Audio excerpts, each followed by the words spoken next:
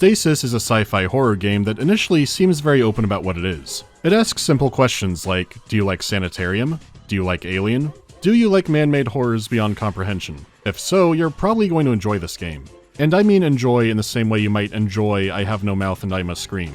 There's a lot that's obviously vile and horrific in Stasis, but there's still a good amount buried in the details, including some huge reveals friends of mine have missed. It was made by a very small studio called The Brotherhood, and it's the kind of adventure game you could beat over a weekend. In line with that, the setup is extremely simple and effective. Well, they go for the kill right after the title screen. Our story takes place somewhere in the future, in orbit over Neptune. Right from the get-go, the alien influence is incredibly strong. The slow, creeping string music with elongated shots of space and this vessel. The ship is bathed in smoke and fog, which could be space debris or some kind of exhaust, but it's framed more like a winter storm. It could just be the ship is extremely high in the atmosphere, but it could also hint that things will take a turn for the surreal. For starters, this is not your ship. You've just been suddenly awoken from cryogenic stasis. And while you are confused and groggy, you don't have amnesia. You are John Marichek. Subject Marichek, John J., died during the procedure. And I won't be stopping to point out more of this. There are little nods to sci-fi horror here and there, but I don't want to let them get distracting. Welcome to the GAYNE Corporation Stasis Blood Suit. Please hold still while your biometric scans are completed. After a quick, medically induced power nap, you recall your last memory was traveling with your family. Your wife, Ellen, and daughter, Rebecca. Can we tone it down? After a long lullaby, John awakes and discovers that his family is also aboard the mysterious ship. They were intercepted en route to Titan Station, and for what purpose, he doesn't know. It's also unclear why or how he was awoken. Everything is caked in dust and other signs of wear. He finds clues to give possibilities, but nothing concrete. Security lockdown? Must be why there's nobody here. Maybe they were evacuated. Sure, maybe. But just because there's no people, doesn't mean there's no danger. So, become John Stasis and find your family. Let's start with the graphics. For starters, this is a completely 2D game. Everything from the environments to the character models. This is especially shocking on John himself. This man is a sprite, but his animations are frame-heavy, the lighting and the level affects him, and he's capable of dying in so many miserable ways. It has an autosave system, which is nice, but fortunately you can also save at any time, which is good because I wanted to try out the bad options for puzzles and was rarely left disappointed. Like turning on a super furnace that actually melts the skin off his bones. If the ways to go in the environment aren't enough, you can also stupidly use an item on yourself and get a full FMV of you dying with it.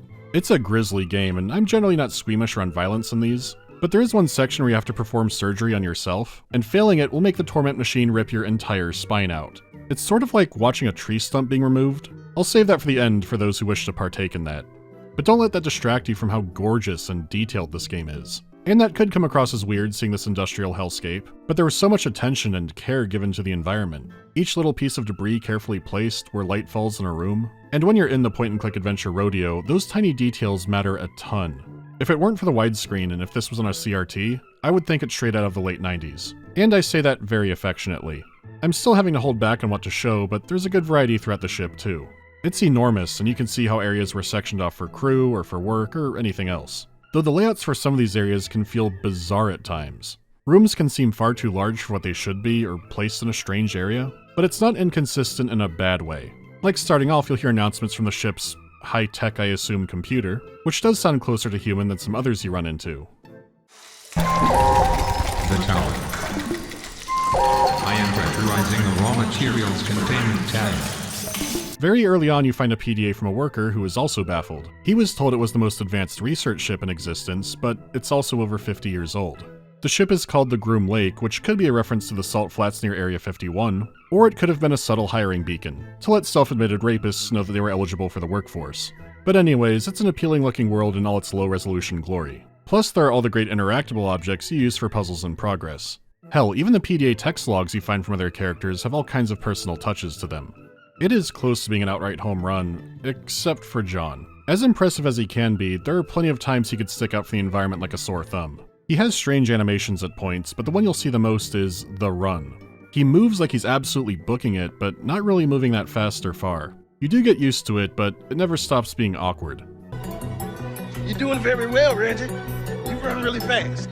The animation can also be out of sync with the sound effects sometimes. which can make something like knocking on a door janky, but I notice this kind of thing more when the Forbidden Ones dragging him into the deep doesn't trigger properly. Still, going back to that run, it also has a heavy breathing sprint sound which cuts off on a dime.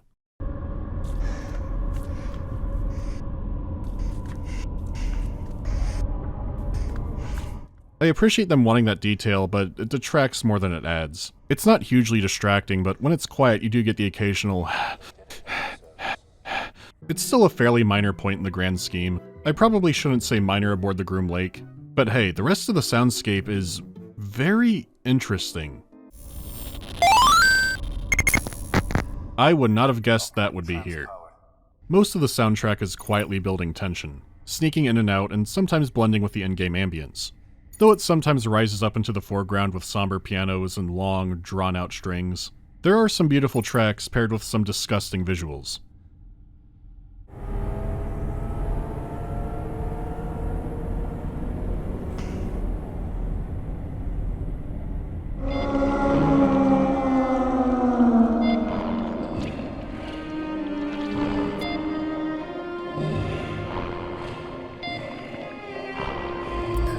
What's going on here?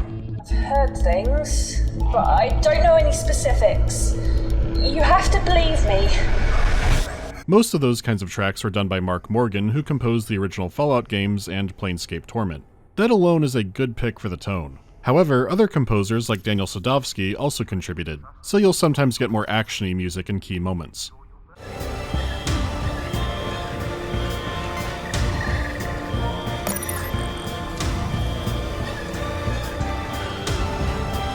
There are also the club bangers, and I'm not sure who's behind those.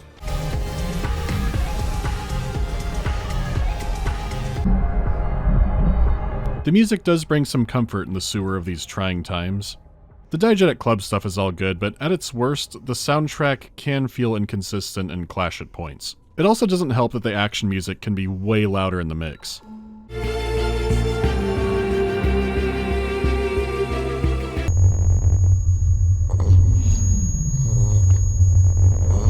Audio mixing in general is something that Stasis struggles with, but sometimes this adds on to it. Sound volume can range all over, there can be loud peaks and crackles, but most of the effects they've created or are using are very good. So when they're trying to make something sound surreal, it is crunchy, but also incredibly bizarre and effective. For a little comparison, here's a vending machine in the Callisto Protocol. When they break, they slow down or get staticky. Here's a broken vending machine in Stasis.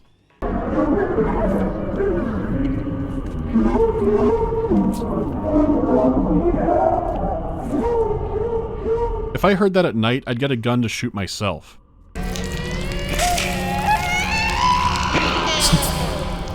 Something's moving in there. You never know when it'll ambush you. My dear little girl, you don't know how happy we are to have you with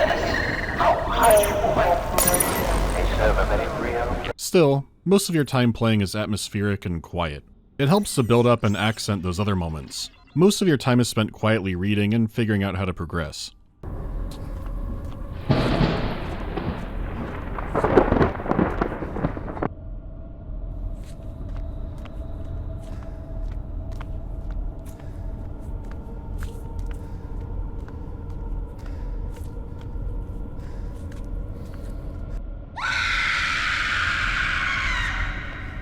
Only treasures can be in that doorway. The sounds are a mix of great and terrible, and the biggest gap between them is in the voice acting.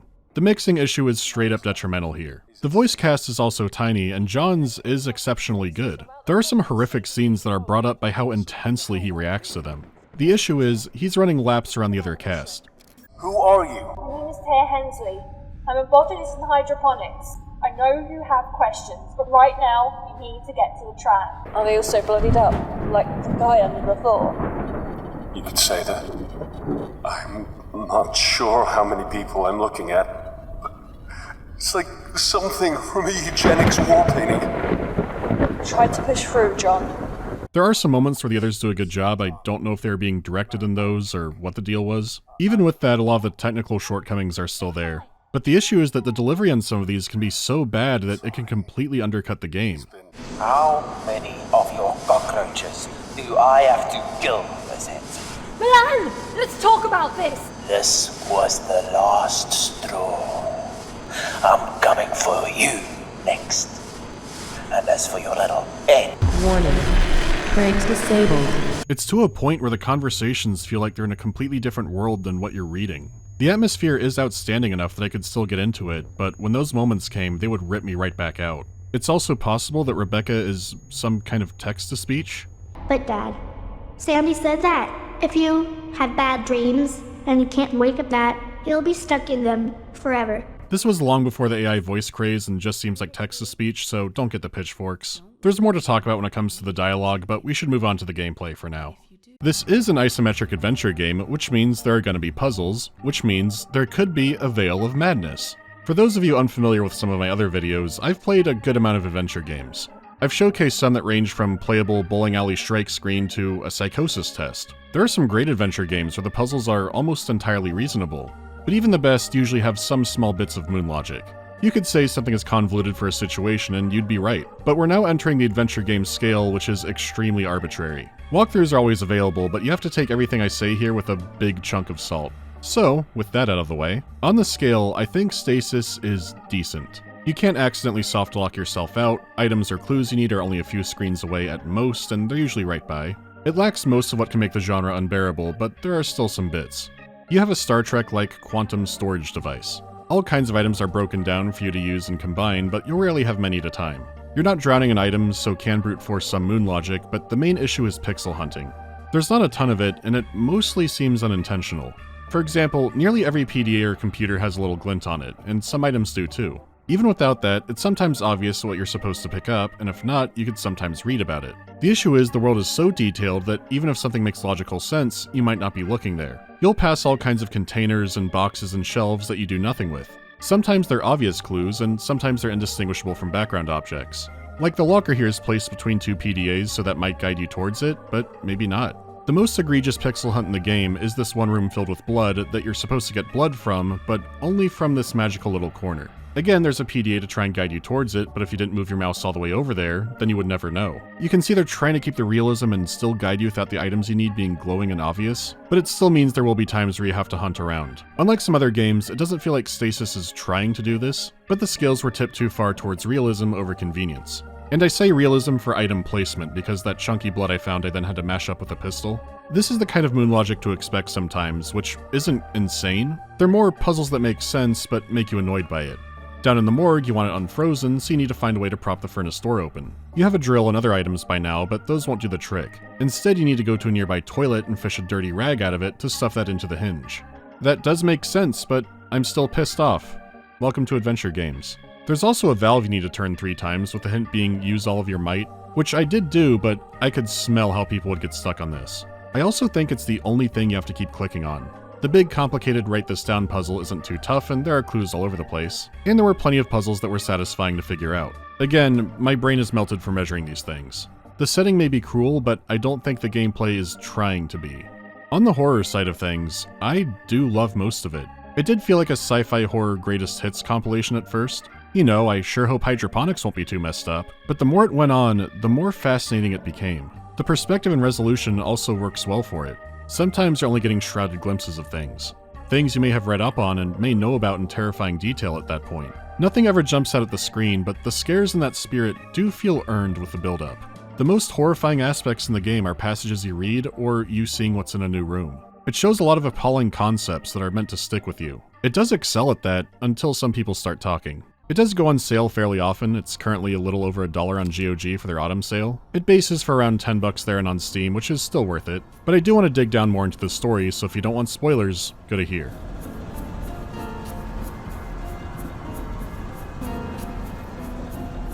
Are you fucking kidding me? From the beginning, it was clear this was no mix-up. John and his family's pods were shanghaied by the CAYNE Corporation, which in-game is somehow an even more evil Amazon. They're the most powerful company and possibly most powerful entity back on Earth. The Groom Lake has nabbed all kinds of people in stasis, which they refer to as products. When John goes to medical to fix himself up from nap time, the computer's already set to harvesting skin, organs, and other fun bits. So at first it seems like legal organ harvesting. Except the logs from many staff weren't fully aware of what was happening. The staff thought that products were criminals, drifters, and other undesirables. If they woke up confused or screaming, adamant about who they were, that's either them lying to try and get out, or stasis just causes confusion. Keep in mind, this world has an assisted suicide lottery. Stasis rarely says the problems of the setting directly, but it does give bits like this to clue you into how dire things are. That is smart writing, but it does get undercut sometimes by taking things too far. Like having CAYNE Corp budget cut out the fire axes. And Anus Inspection Day. Stay clean of parasites at all times. Mandatory rectal exams are to be enforced. They do drop this kind of thing early on, it feels like a Fallout bit that's not landing. Having the highly volatile methane tanks directly beneath the crew quarters, that's better. One nurse did try to get off the product line when they cracked open a child's pod. What's interesting is she doesn't quit, she just wants to transfer to hydroponics. The pay isn't as good, but at least I'll be able to sleep at night. So that would make her feel absolved until, hydroponics uses products too. It had to keep being in her face to care, otherwise she just doesn't want to think about it. I mean, calling them products alone is a nice little way of dehumanizing them.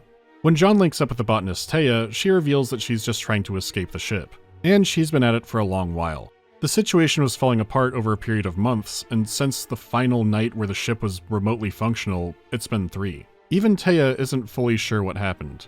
Well, one of the experiments CAYNE was working on was mass human cloning. Using lots of product samples for research, they were hoping they could mass produce a standardized organ. Giant vats of hearts and lungs for hospitals, and not the giant vats of half-formed screaming monstrosities, where some shake uncontrollably, scream day and night, and have been rotting and devouring each other for the first financial quarter of the year. It's still looking kind of bullish to me. Some of the organs they were trying to grow were forming incorrectly.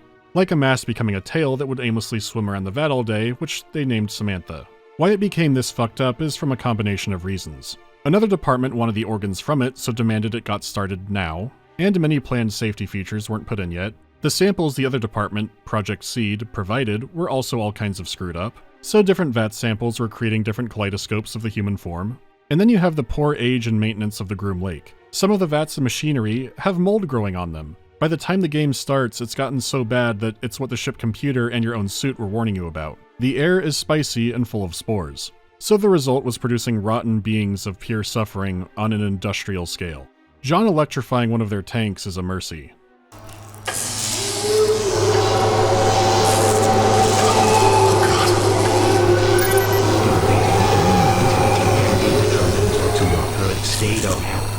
Please stay calm. So maybe some cloned monsters escaped and killed the crew, right? Well, some did. There were reports of killings and maimings even before the Groom Lake fell apart, along with the fact the mold may have made it into the food supply or corporate was lacing it with something.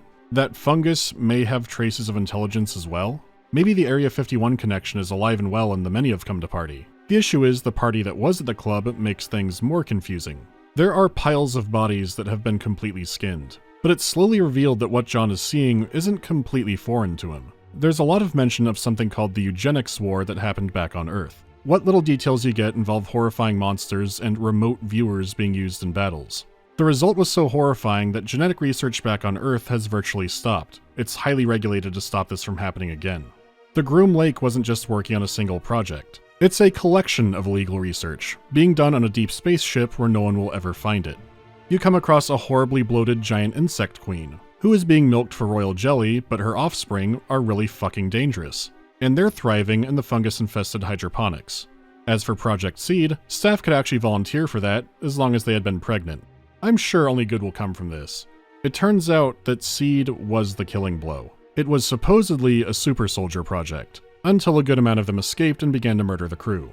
It turns out everyone on the ship, staff and products, have a personal data tag, or a PDT. It tracks everyone, and it's how Taya is tracking John. She can't scan out his family, which doesn't mean they're dead, only that their devices haven't been activated. She can scan for DNA signatures though, so if he can find a scanner, he can send her his information, and she can find his daughter. And then his wife, which would make things easy. The Project Seed hybrid race has also learned about PDTs. By that I mean, they figured out something about human skin let them pass through doors. So they've been skinning and wearing people they come across like some kind of prehistoric tribe. So the surviving crew targeted defenses against PDT users and surgically were removing their own. John has to undergo this in a much more duct tape way.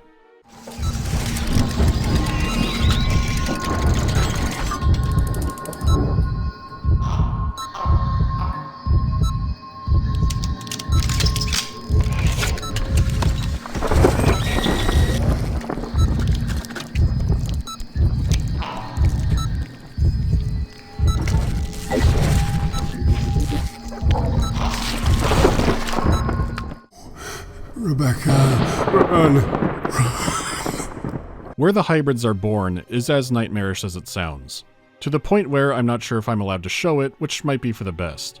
But contracted staff or acquired products are used up to create the hybrid line. The hybrids are created by a Dr. Milan, and they're not an original concept. A version like them was created in the Eugenics War, and Milan is a mad scientist who doesn't care about super soldiers, he just wants to make a human successor. Which is written down more eloquently, but he sounds like a cartoon. By whose standards do you call me a monster? The morals of men don't apply to gods! There's been extensive hybrid research, seeing which ones should live on or mate or just be destroyed. Many you come across are also withering away or passive. They were also being tortured, and you come across a mass grave of hybrids and humans who were all gassed. They were animalistic monsters, but also suffering. They didn't learn much beyond violence and that Milan is their god. The fungus is not alien life. It first showed up after a bunch of corpse overflow from the hybrids. I don't want to get too ahead of myself, so there's two things I find striking about all of this. While the hybrids were the killing blow, this was a compounding lasagna of terror. The subject matter is amped up, but if you've ever worked a corporate job, you've seen shit like this all the time. Projects being rushed, not enough resources given to maintenance until something bad happens, unqualified people in positions due to nepotism or other office politic bullshit. The company is evil story is not new and will be around long after I'm gone. The issue is, many can be written cartoonishly evil, to the point where I doubt the writer has ever worked an actual 9 to 5. The issues at its core of how things went wrong on the Groom Lake are so mundane, but so familiar. Sure, it has a mad scientist element with Milan, but he had no oversight. And he too ignored other departments to focus on his own pet project.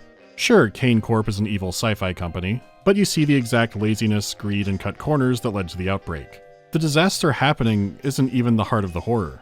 The most vile, horrible things you see in the game were planned that way. Milan has been having his fun with what's left, but the disaster has actually stopped the nightmare assembly line. The worst atrocities were designed, and it couldn't have been done without a lot of apathy from those working there. It still keeps going because the process was working.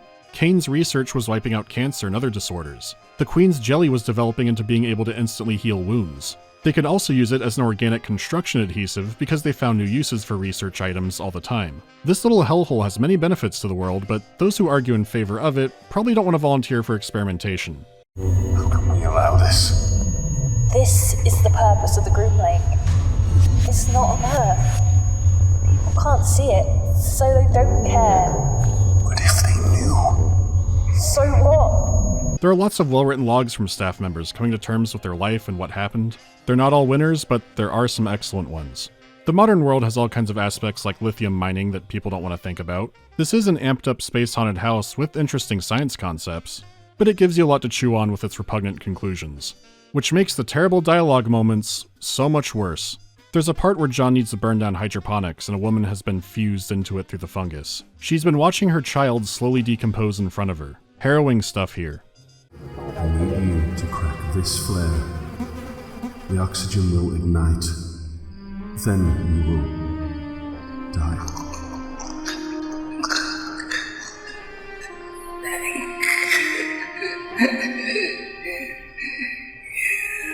And seconds later... What did you do? I cleared the vines.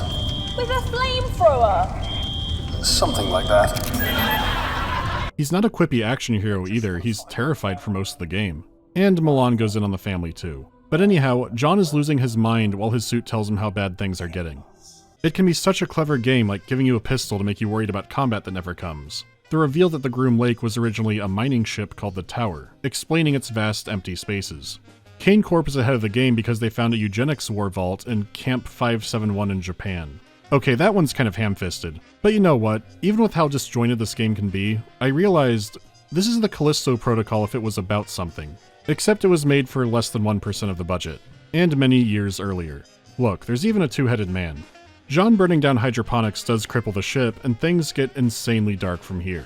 Milan takes revenge on John's daughter.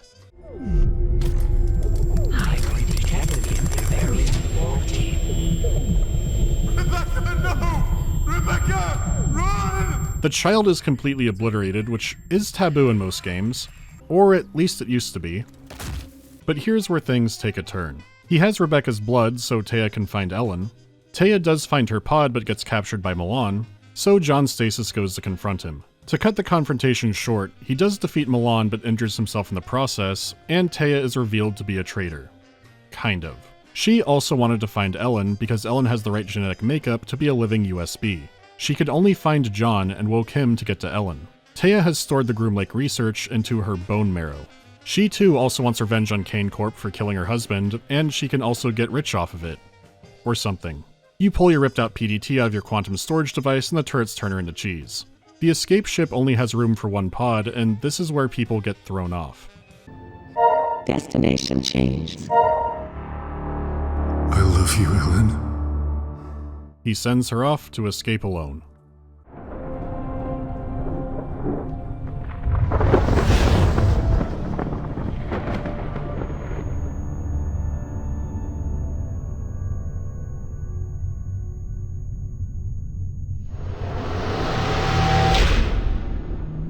Oh Christ, he didn't notice she was dead? Well, really listen to how he delivers that. I love you, Ellen. Some players still think he just didn't notice. If you were reading carefully, you learned her fate, and it only came with a small audio sting. All game you were bombarded with names, but did you remember your wife's in the hybrid birthing room? Fucking hell. How she died exactly is ambiguous, but there is a scene that calls back to the beginning that could give a good hint. Beyond that, John is losing his mind, like, that little girl looks nothing like Rebecca. There's a lot of psychological ambiguity I don't want to get into, but I just know his family's dead. And he does too. Maybe his memory of Rebecca is implanted and that's why she has a robot voice. No, that's coping. Stasis is a brutal, dark game, and it got a sequel. And I'm of course talking about the free sequel, CAYNE. People say to try this to see if you like Stasis, and they're wrong. It stars a pregnant woman named Hadley, but there is no hope here. Besides the art shift, when they were going to sacrifice her fetus to whatever the fuck this thing is, I was compelled, professionally of course, to see what would happen if she didn't escape. It just fades to red. It has a large hub area, moon logic puzzles, but as someone who nearly loved Stasis, the dialogue. Holy shit. Head towards the screaming. Clever, Hadley. You're scared? Heck yeah, I'm scared. Holy Toledo. What's the worst that could happen? No, why would you do this? Don't say it. Please don't, my heart can't take it. No, I despise CAYNE. I hate it, and I don't want to look at it anymore. If you want to try it, it is free, but it is not like the first game. I was so close to loving Stasis. Every cell in my body is screaming that this should be a favorite of mine, and it still feels like that. But there's still too much frustration in some puzzles, the jank in general.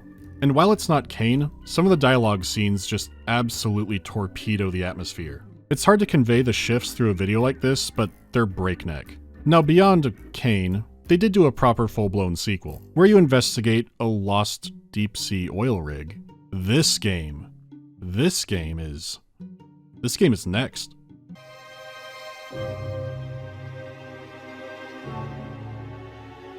Do I ever go back to play some of the stranger games? I generally do if they were very fun, or if there were strange things that I might have missed in them. I do need to go back at some point, but I've heard there's a part in Mystery of the Druids where you can be arrested by the cops by trying to go back to France, and I might need to see that with my own eyes. What drove me to see Legion to its end? Childhood-fueled spite. Will there be a video on the current Warhammer 3 situation? For those who don't understand, it's still a very buggy mess, and they just released a horribly overpriced DLC. I'm still not a fan of the campaign art shift, and the core is still so buggy, I just haven't played as much as I did Warhammer 2. The other Total War guys are digging into them pretty appropriately. I try to make videos to last, and I don't know what I could add. It would mainly be showing how broken things still are to a larger outside audience, but I'll think about it. Do I enjoy playing or DMing more? Definitely playing, but one-shots are fun. Will there be another mod video? I am hoping for one by the end of the year. I've wanted to do for ages now. I had to space it out.